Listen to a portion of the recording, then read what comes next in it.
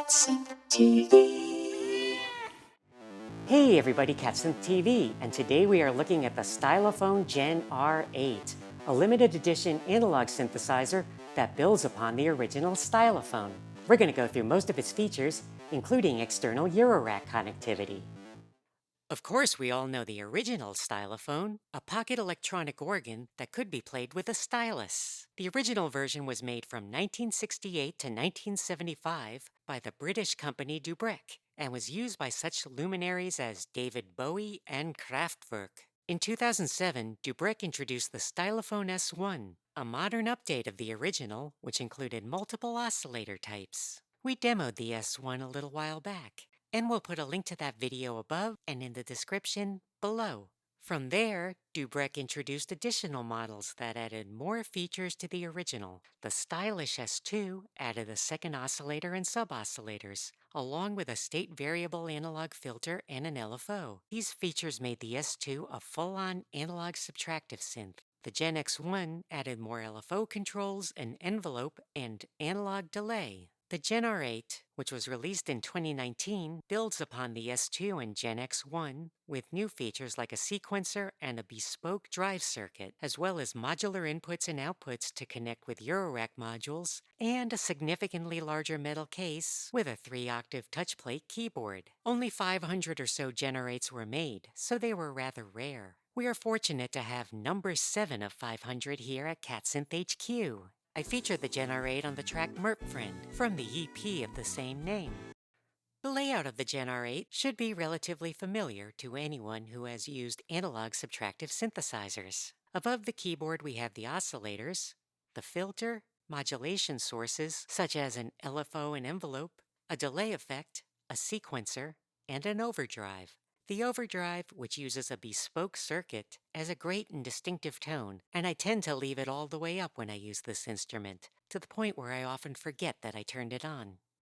And with that, let's get into the details, starting with the oscillators. We have 2 fully analog VCOs. Each VCO has square wave or sawtooth wave options, as well as several divide-down sub-oscillator options. Turn off Oscillator 2 for now, and let's use Oscillator 1 to try out all the configurations. Start with the sawtooth wave.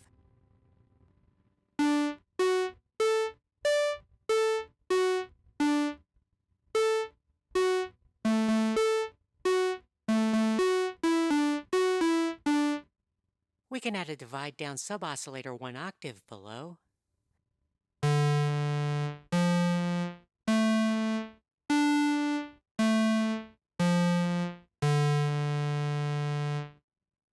We can have a sub-sub-oscillator 2 octaves down.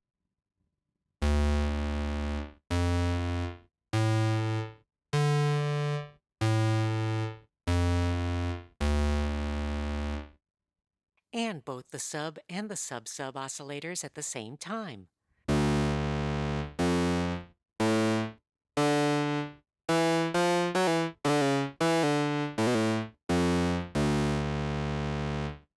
As you can see in here, the touchplate keys can sometimes be a bit challenging for those of us who usually play on weighted full-size keys, but I'll do my best here. Let's try out the square wave.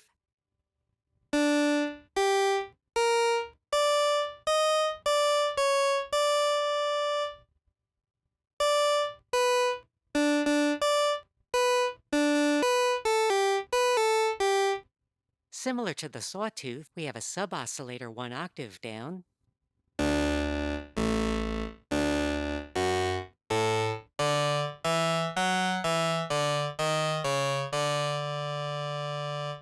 And a sub-sub square wave 2 octaves down.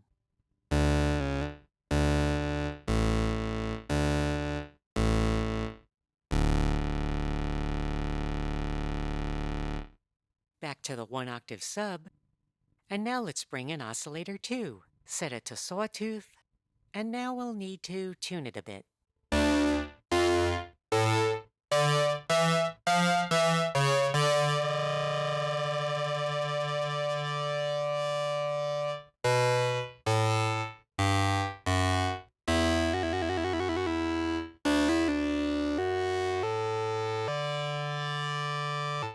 As you heard here, when 2 keys are pressed, The upper key has the priority, which makes it easy to do things like trills. If we hold the special glide key down, we will get a glide or portamento effect between notes.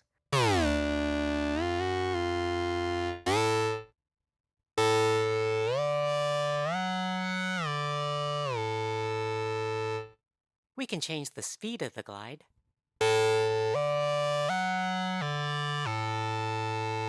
We can also set the time for the glide by switching this button to time mode. Now we can set a constant time for the glide between notes, irrespective of interval size.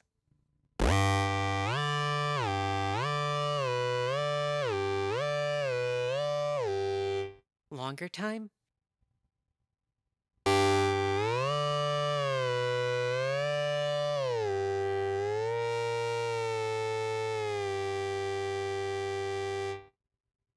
We also have a ring modulation function for the oscillators. This is a classic analog ring modulation where one oscillator modulates the amplitude of the other. By detuning oscillator 2, we can get some interesting inharmonic or clangy timbres.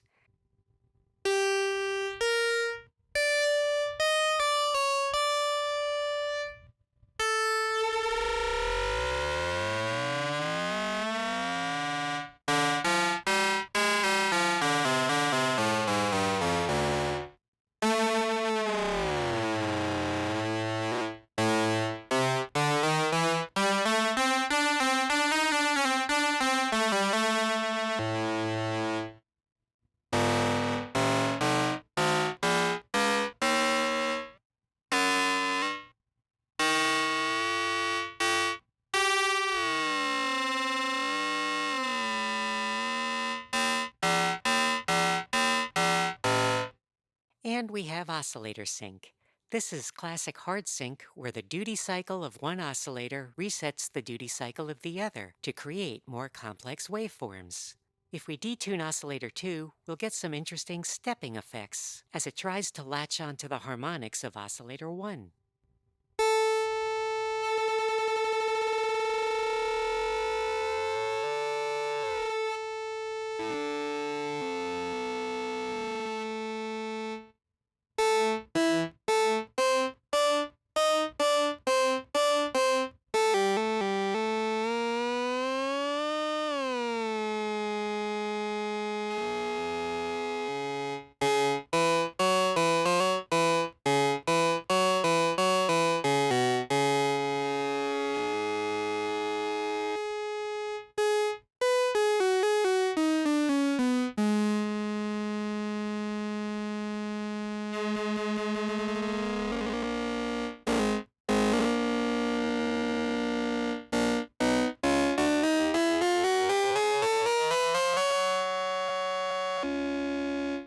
Looks like we found a stable point.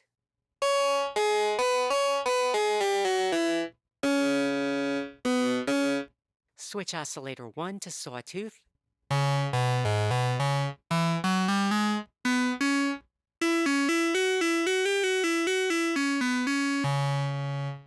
Yeah, sync is actually a bit smoother with 2 sawtooth oscillators. Okay, and now let's turn our attention to the filter. This is a proprietary British-designed 12 dB state variable resonant filter with high-pass and low-pass options. Let's start with low-pass and sweep the cutoff frequency.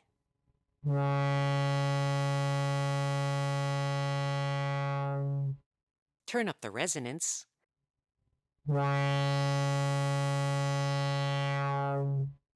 Crank it way up.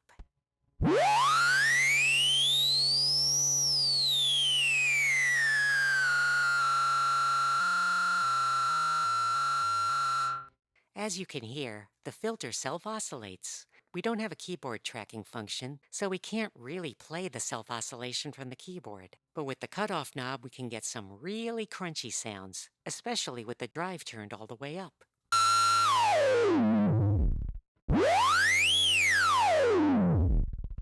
Bring the resonance back to a civilized level, and let's try the high pass.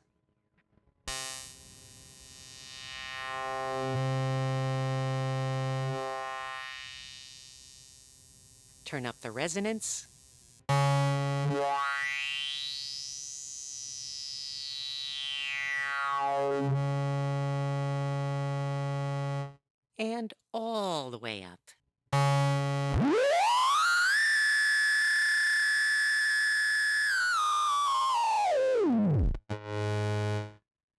If we engage both high pass and low pass at the same time, we get a wide notch filter that dampens the middle frequencies.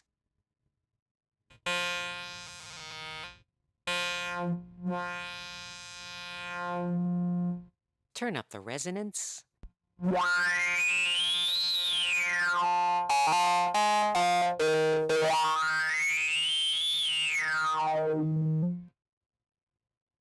Switch back to low pass. We can use the envelope to modulate the cutoff frequency. It's a standard ADSR envelope here.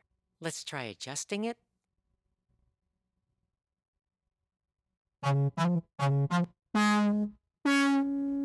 Turn up the resonance.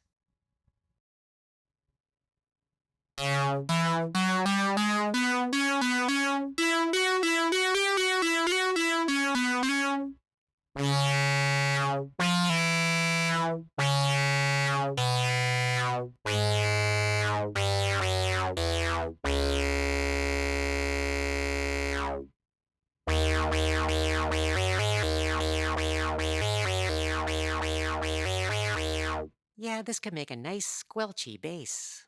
We can also use the LFO to modulate the cutoff frequency. The LFO has several available waveforms. Let's set it to sine wave for now. Select filter as a destination.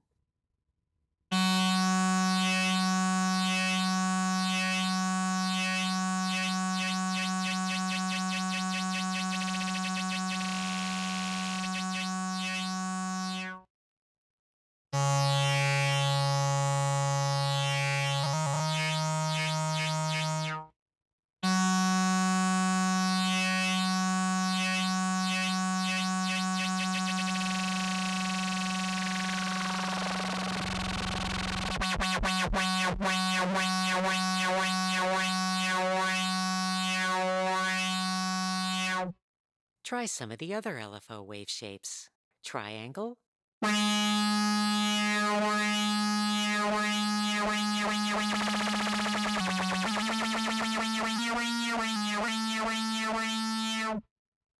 Sawtooth and ramp.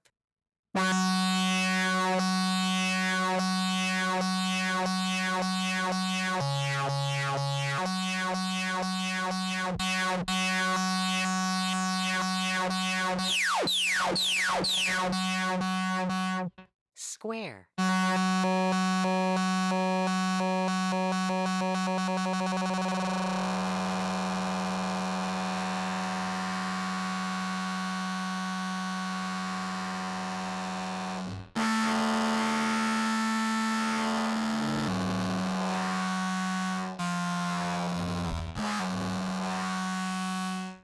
Yeah, at high LFO frequencies, you can get some delightfully gnarly sounds.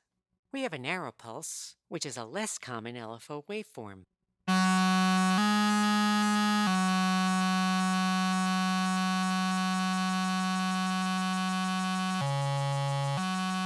And we have sample and hold.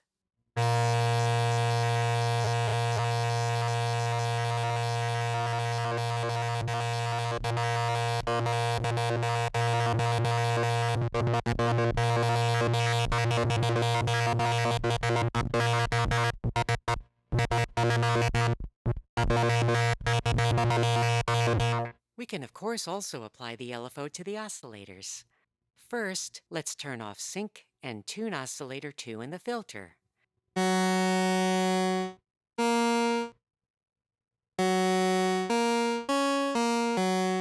Apply the LFO to both oscillators 1 and 2 to modulate the overall pitch.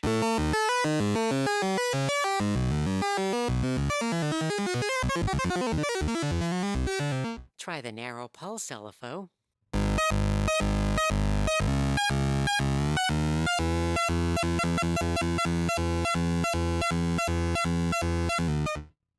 We can modulate oscillator 2 while the frequency of oscillator 1 stays constant.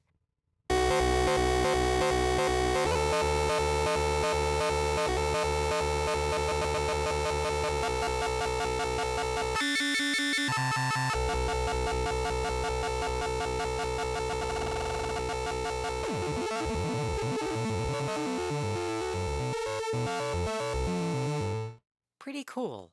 A little bit of a chiptune vibe there. Set the LFO back to sine wave. We also have a one-shot mode, which means that the LFO will run for just one cycle when we hit a key.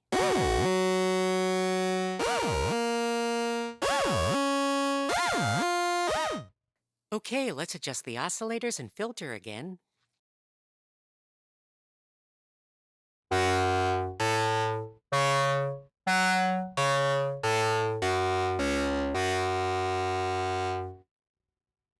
And now let's look at the delay. This is an analog lo-fi delay based on the Princeton PT2399 delay chip. Turn up the delay in the mixer. We have controls for repeat and time. Set a short time.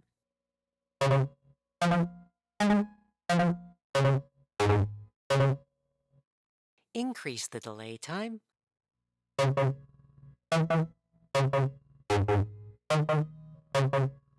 And now turn up the repeat volume. This delay can pretty much repeat forever if we want it to. Turn it down a bit and turn the time back to a short interval.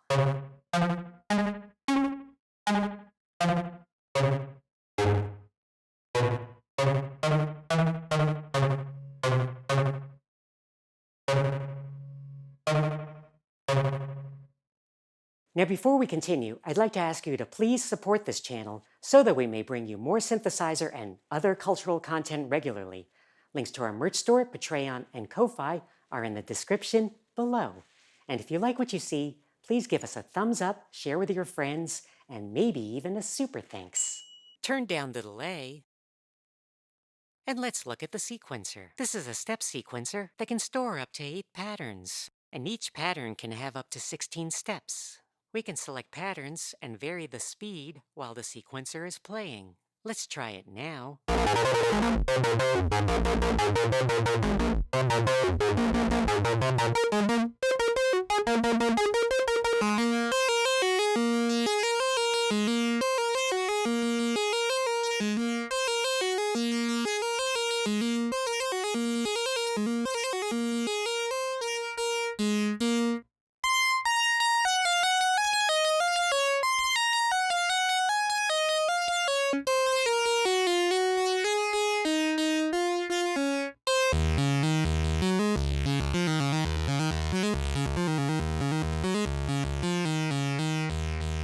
There's an empty pattern.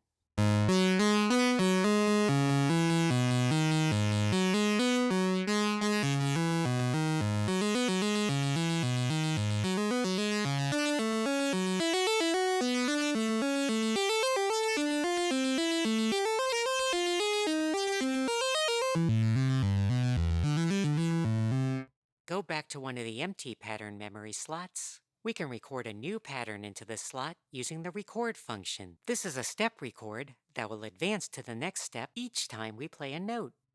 Use the mod key to enter a rest.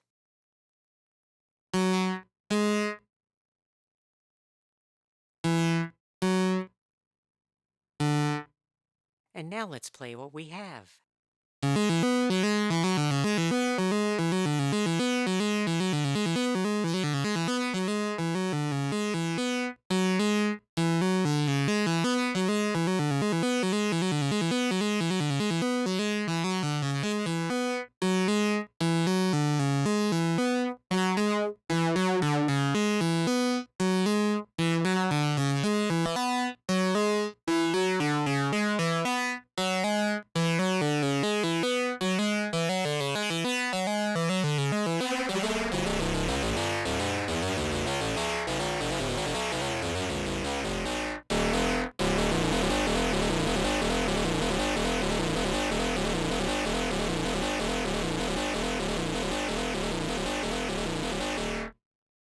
We can also bring external input into the Gen R-8. There are MIDI in and out jacks in the back. These can connect to traditional MIDI DIN cables via adapters. We won't be demoing that here. We also have several inputs and outputs that can be used to connect the Gen R-8 to Eurorack modules. For example, we can take our trusty dual universal slope generator and connect it to the CV in for the oscillators to modulate the pitch.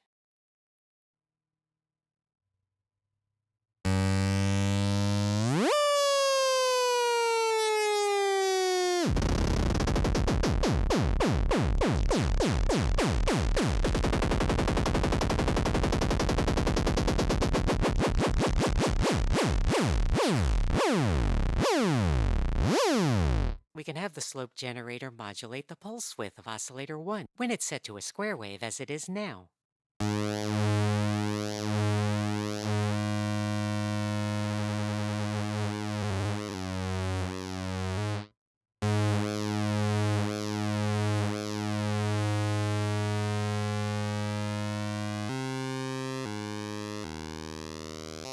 Or we can modulate the frequency of only oscillator 2.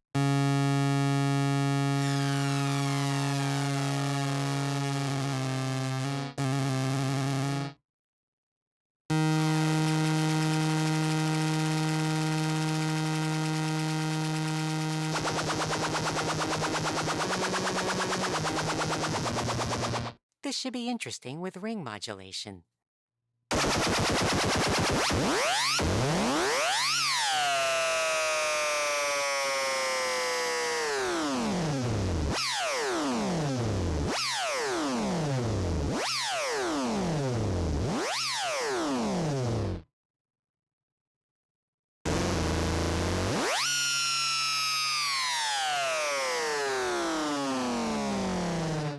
Switch that back to pulse width modulation, and we can connect the other slope generator to the CV input for filter cutoff.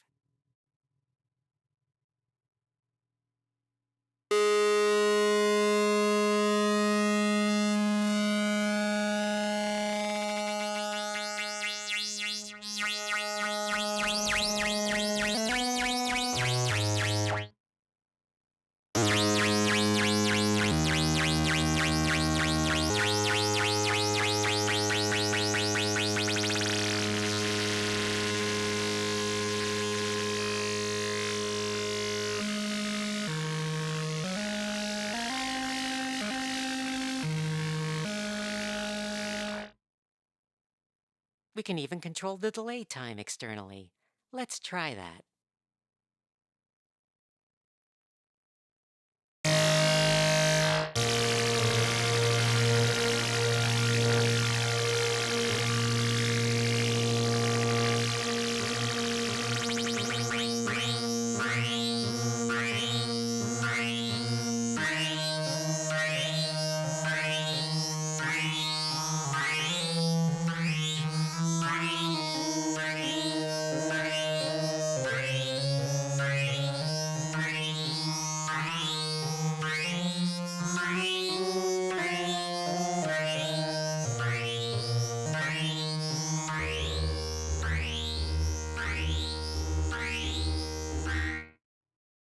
So yeah, this opens up a lot more degrees of freedom with this instrument. One last thing I want to try here. Have one slope generator modulate filter frequency and the other filter resonance, and use different shapes on each of them.